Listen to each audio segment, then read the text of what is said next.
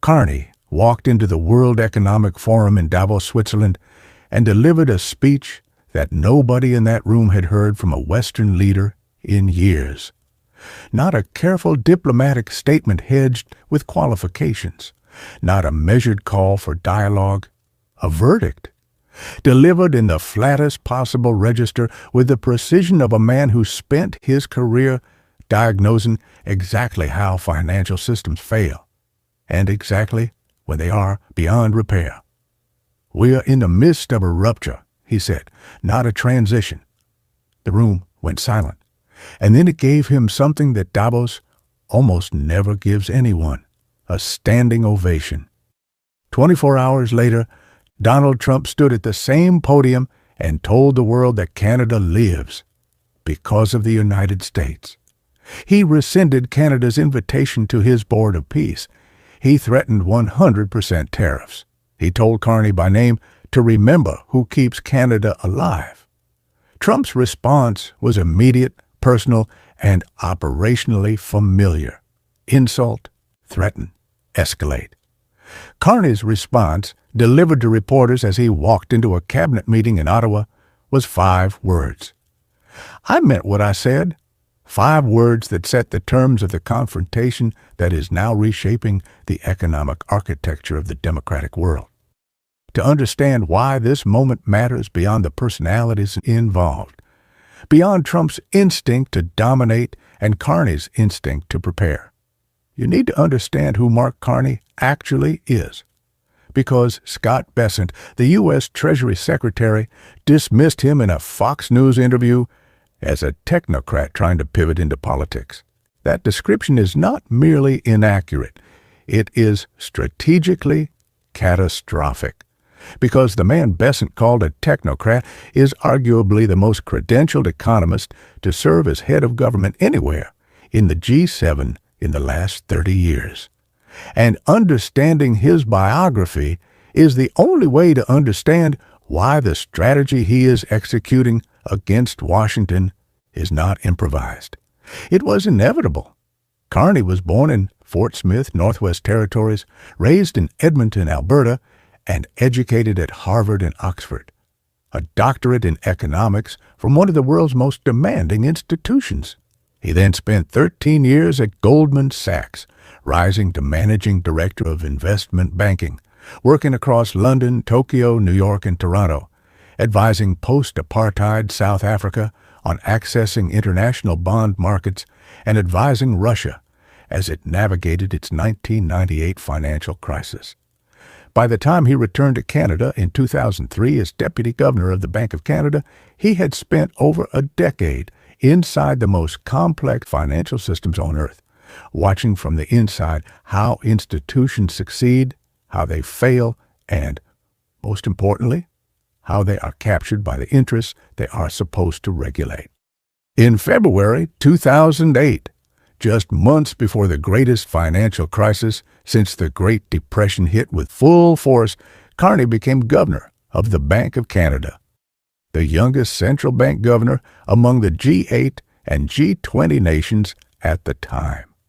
What he did next defined his reputation permanently. While the European Central Bank was still raising interest rates in July 2008, a decision that would prove catastrophically wrong, Carney had already begun cutting. He anticipated that the leveraged loan crisis would trigger global financial contagion before most of his counterparts had identified risk. He cut rates aggressively, injected liquidity into Canada's banking system through the term loan facility, and then did something that no central banker had ever done. He publicly committed to holding rates at historically low levels for a defined period of at least 12 months, giving businesses and consumers the certainty they needed to keep borrowing and investing through the panic. The U.S. Federal Reserve would later adopt the same approach. Carney did it first. The result? Canada was the only G7 nation to maintain its AAA credit rating throughout the crisis.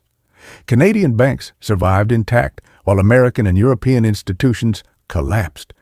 Carney was named to Time magazine's 2010 Time 100, awarded Central Bank Governor of the Year by Euromoney magazine in 2012, and named one of the Financial Times 50 who will frame the way forward. Conservative Prime Minister Stephen Harper said his leadership was a key factor in Canada's superior performance during the crisis. In 2013, the United Kingdom made a decision that had not been made since the Bank of England was founded in 1694. It hired a non-British citizen to lead it. Carney became the first non-Briton to govern the Bank of England in its 319-year history. The appointment won bipartisan praise. George Osborne, the Conservative Chancellor of the Exchequer who hired him, later said, "I was so thrilled he said yes, and Britain was better off for it." Carney's 7 years at the Bank of England covered two of the most turbulent chapters in modern British economic history, the aftermath of the 2008 crisis and Brexit. He warned before the referendum that leaving the European Union could cause a recession. After the Leave vote passed, he appeared on television within hours to announce that the financial system would operate normally, a statement designed to prevent panic from becoming a self-fulfilling collapse. He then cut interest rates, restarted quantitative easing, and, at the urging of multiple prime ministers, extended his term multiple times to provide continuity through the most uncertain period in British economic history since World War II. Global Finance magazine awarded him an A grade in its central banker report cards both in Canada in 2012 and in the United Kingdom in 2016.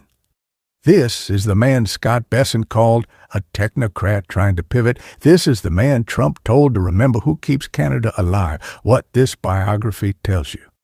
And this is the detail that explains everything about the confrontation playing out between Ottawa and Washington, is that Carney has spent his entire adult life managing the consequences of decisions made by people who did not do their homework.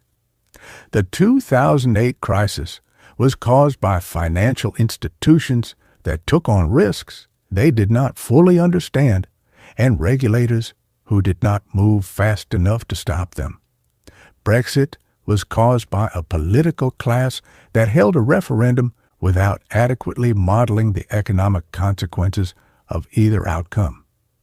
In both cases, Carney walked into the room after the damage had been done, assessed the structural reality with cold precision, and executed the interventions that prevented catastrophe from becoming collapse.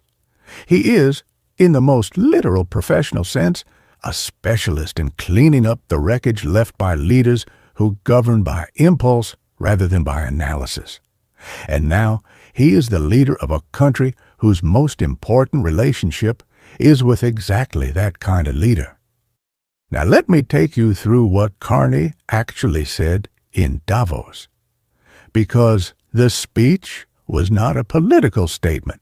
It was a structural diagnosis delivered by someone who had spent 15 years inside the most important financial institutions in the world, watching the architecture of the global economic order being built, watching it work, and watching it begin to break. And the diagnosis delivered to an audience of heads of state, central bankers, and chief executives was clinical, devastating, and verifiable by anyone willing to look at the evidence. Carney began in French, establishing immediately that he was speaking not as an American supplicant, but as the leader of a sovereign nation, with its own language, its own history, and its own strategic interests. Then he switched to English and laid out the argument that has reverberated through every foreign ministry and central bank in the democratic world since. For decades, he said, countries like Canada prospered under what we called the rules-based international order. We joined its institutions. We praised its principles. We benefited from its predictability. But we also knew the story was partially false, that the strongest would exempt themselves when convenient, that trade rules were enforced asymmetrically, that international law applied with varied rigor depending on the identity of the accused. We participated in its rituals because the fiction was useful. But a fiction, maintained long enough, becomes a trap, and the trap has now been sprung. You cannot live within the lie of mutual benefit through integration, Carney said, when integration becomes the source of your subordination. That sentence is not political rhetoric. It is a structural diagnosis. It describes exactly what happens when a smaller economy builds itself around a single dominant partner. When the trade relationships that were supposed to generate mutual prosperity become the mechanism through which one side exerts control over the other. And it describes, with clinical precision, the position Canada had occupied for decades in its relationship with the United States. 75% of Canadian exports flowing to a single buyer. An economy so deeply integrated with its neighbor that the threat of tariffs alone was supposed to be sufficient to produce compliance. A relationship so asymmetric that Washington had simply assumed for years that Ottawa would accommodate whatever demands emerged from the South. Carney looked at that structure and called it what it was, not a partnership, a dependency. And dependencies, he told Davos, are not permanent features of the landscape. They are problems to be solved. Great powers can afford to go it alone, he continued. They have the market size, the military capacity, the leverage to dictate terms.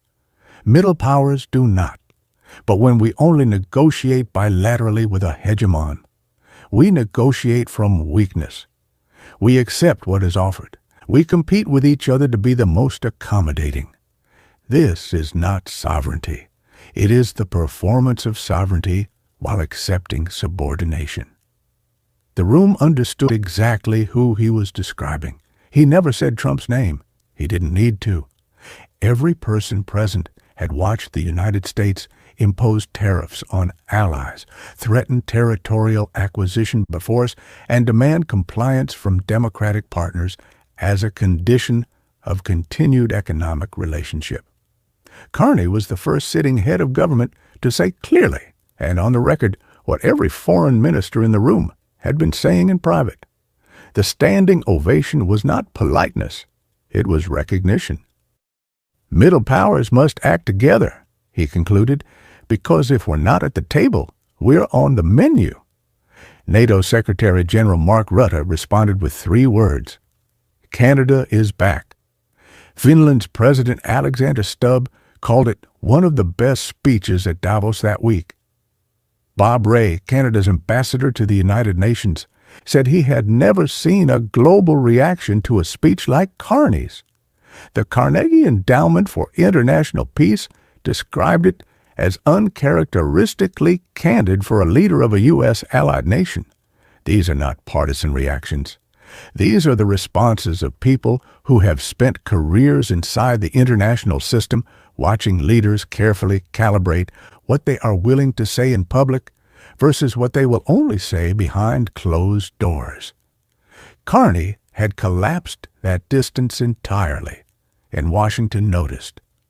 Now, let me show you what Carney had already built before he stepped to that podium, because the speech was the announcement of a strategy, not the beginning of one.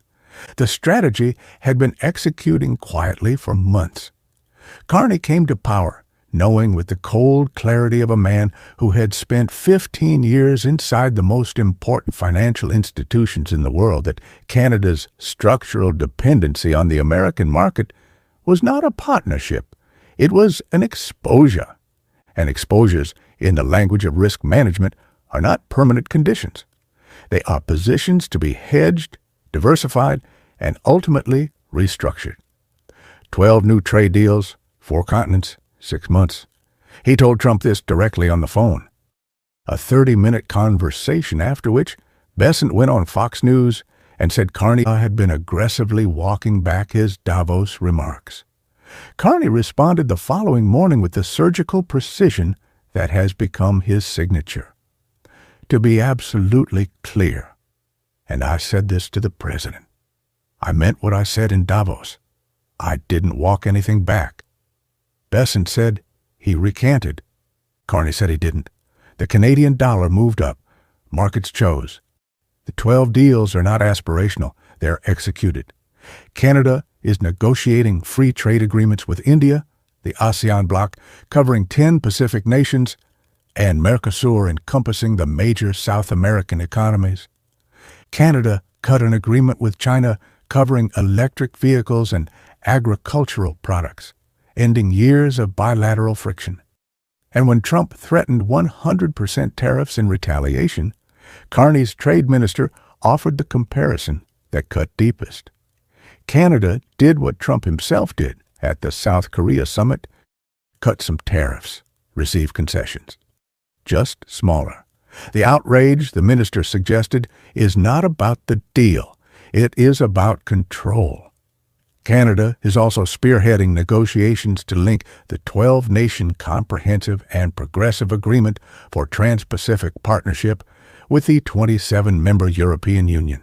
If that bridge succeeds, it creates a coordinated economic bloc of 39 countries, the majority of the world's advanced democracies, operating under a shared trade architecture that the United States helped design, but no longer leads. On defense, Canada committed to increasing military spending to as high as 5% of GDP, with 70% directed to domestic manufacturers. A seismic shift for a country that historically sourced 70 to 75% of its weapons imports from the United States. Canada is even reconsidering its purchase of F-35 fighter jets with European alternatives under active review. Carney's first international trips as Liberal leader were not to Washington. They were to Paris and London, where he told French President Macron that Canada was the most European of non-European countries. The symbolism was not subtle, and in Parliament, speaking in French, Carney said the quiet part out loud. The world has changed. Washington has changed. There is almost nothing normal in the U.S. now. Conservative Party leaders in Canada who oppose his Liberal government on virtually every domestic policy question crossed the floor to express support for his defense of Canadian sovereignty. When a Liberal Prime Minister and Conservative members of Parliament agree, you are no longer looking at a partisan debate. You are looking at a national position. Now, let me tell you where the pain actually landed, because this is the part of the story the White House does not want Americans to see.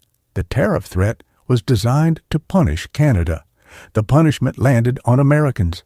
In Claremont, Kentucky, Jim Beam, one of the most iconic names in American spirits, halted production at its flagship distillery for the entirety of 2026. That facility produces roughly 1/3 of the company's annual output. Brown-Forman, the maker of Jack Daniels and Old Forester, reported that its Canadian organic net sales collapsed 62%. The company laid off 650 workers, 12% of its entire workforce. Diageo paused production at its George Dickel distillery in Tennessee. American wine exports to Canada collapsed 91%. Canada was the #1 export market for American wine in 2024. By the end of 2025, it had virtually ceased to exist as a market. The Kentucky Distillers Association described the industry as facing a crushing $75 million tab in aging barrel taxes, with 16.1 million barrels of bourbon sitting in Kentucky warehouses. An all-time record, with nowhere to go. These are not Canadian casualties. These are American casualties. In Trump's own states, in Trump's own districts, voting for Trump's own party. What makes the consumer boycott different from a tariff is that tariffs can be reversed overnight. Consumer behavior, once changed, stays changed. 73% of Canadians still support the ban on American products, according to polling from late 2025. That is not a policy. That is a movement. And movements do not end when executive orders are reversed. Canadians discovered their own whiskey brands, their own craft distilleries, their own wines, and they liked what they found. That market is not coming back regardless of what happens at the negotiating table. Senate Finance Chairman Mike Crapo, a Republican, broke with Trump to call for extension of the USMCA. 219 House members voted to repeal tariffs on Canada, with 6 Republicans defecting despite explicit presidential threats. American agricultural coalitions, automotive manufacturers, and energy companies launched campaigns to save the deal their own president is threatening to destroy. The 2026 midterms are 9 months away. The industries being destroyed are concentrated in Republican states. The workers losing their jobs voted for the man whose policies eliminated them. Warren Buffett weighed in, and what he said reframed the entire confrontation through the principle that has defined his career more than any other: the relationship between leverage, dependency, and the irreplaceable power of being able to walk away. The most dangerous position in any negotiation, Buffett said, is needing the deal more than the other side does. A year ago, Canada needed the relationship with the United States more than Washington did. That was the assumption behind every tariff threat. But assumptions have a way of expiring when the other side starts building alternatives. 12 trade deals on 4 continents. A CPTPP-EU bridge covering 39 countries. Defense procurement moved to domestic manufacturers. That is not diversification for its own sake. That is a negotiating position. And the position is, we don't need you the way we used to. Buffett then delivered the observation that cuts to the structural core of what this confrontation is actually about. There are 2 ways to have the most powerful position in any negotiation. You can have so much leverage that the other side cannot refuse, or you can have so many alternatives that you genuinely don't need the deal. The first position is fragile. It depends on maintaining overwhelming leverage permanently, which no one can do forever. The second position compounds. Every new relationship you build makes your position stronger. Every new alternative you develop makes your threats less credible to the other side. Canada did not have the second position a year ago. It is building it now. That is not a short-term trade story. That is a long-term strategic repositioning of an entire economy. And in my experience, long-term strategic repositionings are exactly the kind of investments that generate the most durable returns. On the backfire in American states, Jim Beam's flagship distillery is dark. 16 million barrels of bourbon are aging in Kentucky with nowhere to go. Those are not Canadian casualties. Those are American casualties of an American policy. When your own distillery goes silent, your own farmers launch campaigns to save the deal you're destroying, and your own senators break ranks. That is the definition of a self-inflicted wound, and the line that will outlast every tariff rate and every diplomatic communique. America's greatest trade advantage has always been that everyone needs access to the American market, but that advantage has a shelf life. And when you use it to threaten allies, insult partners, and demand compliance, the shelf life expires faster than you think. Every trade deal Carney signs is a country that used to need America discovering that it doesn't. That compounds, and compounding, in my experience, works in only one direction. The USMCA review deadline is July 1st, 2026, 4 months from today. The agreement that governs $2 trillion in annual trilateral trade that employs 17 million North Americans that Trump negotiated and called the best trade deal ever made comes up for its first mandatory review. The political dynamics have shifted in ways that Washington has not fully absorbed. The institutions are fracturing from within. The industries paying the price are organized and angry. The workers losing their jobs are in the wrong states, for this president to ignore. And the man across the table is not a politician calculating his next election cycle.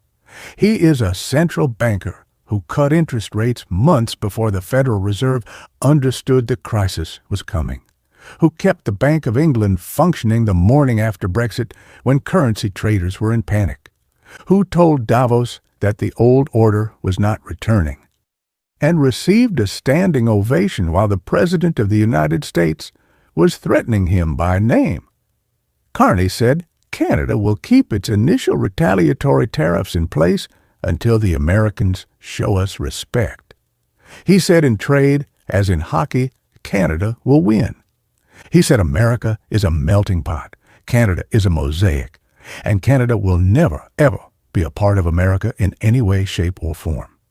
Trump said Canada lives because of the United States. The Canadian dollar went up. The rest is arithmetic. He said America is a melting pot, Canada is a mosaic, and Canada will never, ever be a part of America in any way, shape, or form. Trump said Canada lives because of the United States. The Canadian dollar went up. The rest is arithmetic.